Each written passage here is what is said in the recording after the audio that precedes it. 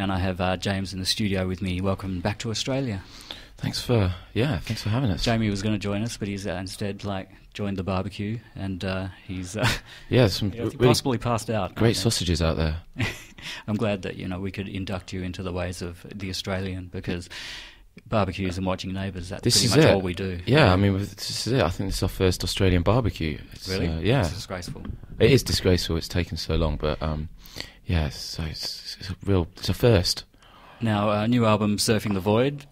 Fantastic record. Very difficult, I would have thought, to follow up the brilliance of the first one, but you have. Tell us a little bit about the experience, because it took 3 years, which is probably longer than you intended to get the thing together. Yeah, I mean, we spent a lot of time touring. Firstly, it was kind of, since the last record came out, we spent a good year and a bit touring, kind of non-stop. So we didn't really work on the record then. And then in between, we had sessions with our old producer, the person who made our first record, James Ford, which were really fun and stuff. But tell us a little bit about these sessions, because they've been much reported that they might even be released at some point. They were kind of on a little bit of a different tangent. Yeah, we're just kind of having fun, experimenting, playing, just writing. I mean, we'd book sessions where we went to France for one, for example, where we just kind of write at the same time as recording as well. It wasn't kind of like going into a record. It was more kind of just writing and just kind of just getting back into the process of writing as a band and stuff. And they're like psychedelic jams. Yeah, kind of nocturnal jams. Yeah, we kind of became very nocturnal and wrote this kind of very subconscious. It's really great. Really happy with it. Kind of dreamscape music, which there's a collection of songs which kind of make sense as an EP, which will kind of come out at some point. So we went through all that, and then we kind of decided to stop working with James, and at that point Ross Robinson kind of came into our lives, and we kind of woke up and realised. I don't know, we kind of realised what we were again, really, and headed straight to LA and made the record. Yeah. What was it like recording the album in LA? Yeah, it was wonderful. Actually, it was really kind of very kind of cathartic, easy process. If that makes any sense. Yes. We were in Venice, which is 45 minutes from kind of the Hollywood area, so we were kind of just out there by the water. Kind of our days we'll be kind of sleeping next to each other in this like mattress on the floor of Ross's house, and you'd wake up, you'd go get a smoothie, and then you'd kind of start about 1-2ish and then end about 9 p.m. Recording very kind of we were all very healthy when we were recording the album, and very not recording into the early hours of the morning. We were very focused, and it was, like I said, it was a very cathartic experience. There was a kind of a real, working with Ross, he, there's no kind of hiding. They're very kind of, there's a lot of honesty, and sincerity with Ross. And so it was a really great experience. One of the influences on this record was said to be prog rock, or at least, krautrock and progressive loops and things like that, which kind of, they appear to be trimmed from the final result to some extent. Yeah, I mean the music we made in France with James was quite, I'd say, more folky than proggy, but it did have kind of proggy elements to it, But I think Flashover maybe is slightly proggy in nature, But Flashover reminds me of early Prodigy. Cool. More than anything. Really great. Yeah. Who else did someone say the other day? I forget, there was another really good reference to it, but great. You mentioned folk there. That's something else I wanted to talk about, because, of course, your main influences, certainly in the past, were 90s and rave and trance and that sort of thing, combined with rock and combined with pop. Folk seems to sit really, really well with this, which is quite odd, because everyone thinks of folk as being like acoustic type of music. Yeah. But you kind of tend to bring in more traditional elements of folk. They're more in the structures of the songs and the harmonies. Yeah. Where did that come from? Oh, I mean, I don't know. We've always. I mean, I'd say the EP that we had is a lot more folky, really, than this. But I mean, we've always. I mean, over the last couple of years, we listened to a lot of kind of British folk from kind of the Canterbury scene, especially, the Robert Wyatts and Caravan, and there was this incredible Japanese folk record by this artist named Harumi, which is amazing. And yeah, we listened to a lot of that, and yeah, I mean, it's just one of many. We kind of we like all kinds of music. It's not just one particular genre. So yeah, lots of things kind of find their way into our music.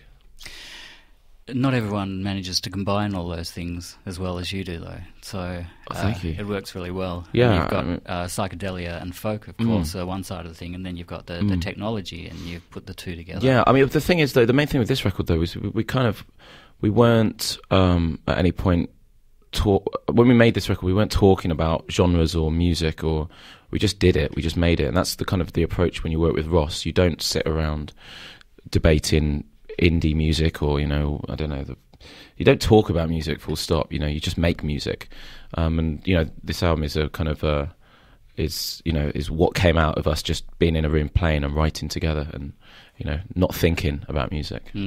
That's kind of, given the length of time and probably some trials and tribulations that you went through on the way to making this. It's a really triumphant record. Oh, thank you. And that comes through very strongly, and it's reflected in the title as well, because you're kind of like you're staring at the abyss, but it's surfing, kind of surfing out on the top of that wave. Yeah, is that what that was all about? Yeah, I mean, a lot of the kind of our personal experiences have come out on this record, but it was very easy. This is it. You see, when we had all the songs written, the recording process was just really fun. It was very, very easy. We were in LA. We just all be in this room together playing all the time. There was no separation. There was not the bass guitar over there in one room, drums in another. We were all just having a really good time, kind of vibing. Creating a vibe in a room, and yeah, and that's what it is. It really was fun. And you seem to be very excited to talk about this record too, because I think when the first album came out, it happened just so quickly that you didn't even have a chance to get any breathing space before it came out. And with this one, you've actually had a chance to sort of sit with it and then be able to go, hey everybody, check this one out. Yeah, and I mean the whole kind of process we're in at the moment is really great as well, because you get asked interesting questions and kind of get interesting. You kind of change your minds on songs and on the kind of what's been going on, and yeah, it's all part of the process, really, the cathartic process that it is. Echoes, the current single. Do you have plans for the next single? Yeah, we've the next one will be Twin Flames. Oh, great! I was expecting you to say Same Space there, and I was going to go, what about Twin Flames? Yeah, that's great. No, Twin Flames will be out. I think it's October time. Yeah. Yeah, we just Jamie and Simon did the artwork the other day, and it's very, very good. Really, really happy with it. It looks great. So, yeah, that'll be the next single. Because there's potentially 3 or 4, maybe 5 singles to come off these. Yeah, I think there'll be 3 or 4. Yeah, 3 or 4. 5 if you include Flashover, I think. But yeah, which is great. Yeah. Was that released as an internet download? Yeah, it's a funny one, that one. I don't know what. It seemed like I don't know. It was. It's a weird time, isn't it, in music, where bands put music out without. I don't know. There's all kinds of ways of putting music out these days. I think we just wanted to put something out there before we started touring and stuff. And, that's the first thing I heard from the record. Yeah, and it's not my favourite. It's a little bit heavy. Yeah, it's quite. I guess it's just quite odd, really, because I guess people. I mean, it kind of reflects kind of our music, because it's kind of we're slightly schizophrenic and us. You have kind of the heavier moments and the more poppy moments and stuff, which works really well on something like the title track, Surfing the Void. Or it's and as an album as a whole, it makes sense. That was the whole thing. It's but out of context, maybe it doesn't make as much sense. But no, but it's actually, that song's been incredible playing it live. I can imagine. Yeah, it gets a really good reaction. I just love Twin Flames and Calm Trees. Oh, thank you. They're standouts for me. Yeah, I mean, Calm Trees has been one that's been kicking about for the last couple of years. Really, we've worked on versions of that actually with James Ford in the sessions in France. We couldn't ever get we couldn't ever get it down. We couldn't get the take, and we couldn't get the right feel for it. And Ross just came in and just tweaked the drums slightly and got the right sounds, and we're all really, really happy with that one. Was there anything new on this record that took you by surprise in terms of, did you put some interesting instruments, acoustic instruments that you hadn't played, or technology? Yeah, I mean, well, the Q chord's actually quite, it's all over it. That's an instrument that we found that is amazing. It's a combination of somewhere between a synth and a guitar, which you kind of strum, which is kind of all over the record. But yeah, just, I think just, working with Ross is very, very good at tuning in sounds, like frequencies and the right kinds of sounds. And, it wasn't really like we brought anything completely new, because Simon's got his whole pedal board full of toys which he's been building over the last few years. So yeah, we just kind of used that. And yeah, I guess Q chord's the only extra thing that appeared. But it's meant that actually we've actually now live, we've become a 5-piece live. We've had to get Anthony in the band to beef up the live sound and play things, and which is great also for going back to the old album, because there were parts that were missing from live which we can now play as a 5-piece. And last time you were here, last time I spoke to you, I think probably 2 times ago that you were here, Stefan was just sort of relatively new, and he was the live drummer, and he's since been incorporated into the band properly. Well, that was a massive. It was a massive part of kind of the last 3 years. We've been trying to get Steph into the band, incorporating him into the band, so we can write as a 4-piece. Him playing drums with us, because we could before it was Jamie would play the drums, and I'd have to go on bass for a bit, and then we'd swap. It was always really kind of confusing.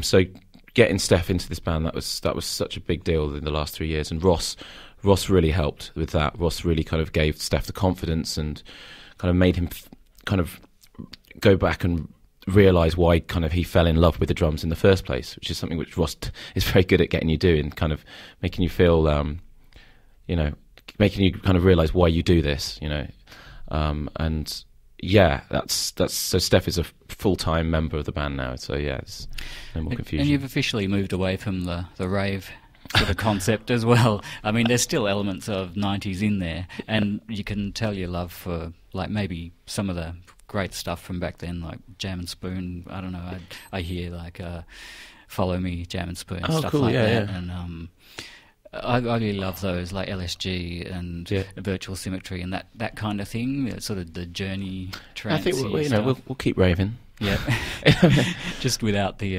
the glow sticks and the whistles still turn up? I don't see that many these days, actually. Good. No, we actually don't.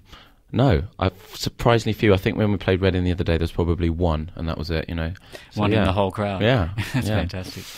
When you started, it was really what you were doing was quite new and different, combining live instruments with technology and different eras that you wouldn't normally think would sit ugly together. Genres at the time. Ugly genres, kind of, And since then, like, it's virtually turned into a genre of its own. There's some great bands like Late of the Pier and whatever who are doing wonderful things with it.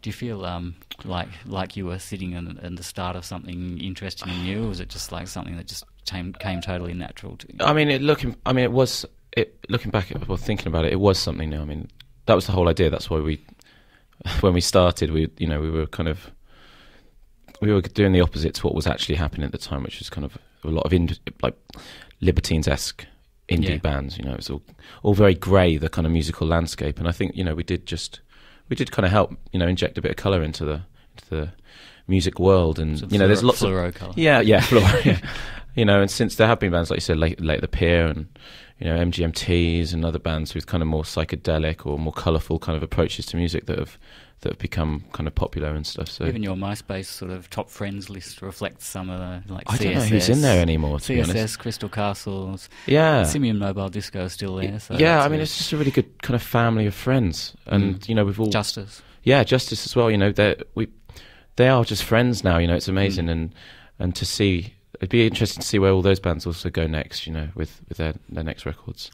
Thank you very much for coming in today and having a chat to me. Thank you. And of course, Surfing the Void in stores now, and anyone who loves the first Klaxons album, get hold of this one. You certainly won't be disappointed. And anyone who hasn't caught up with them yet, buy both.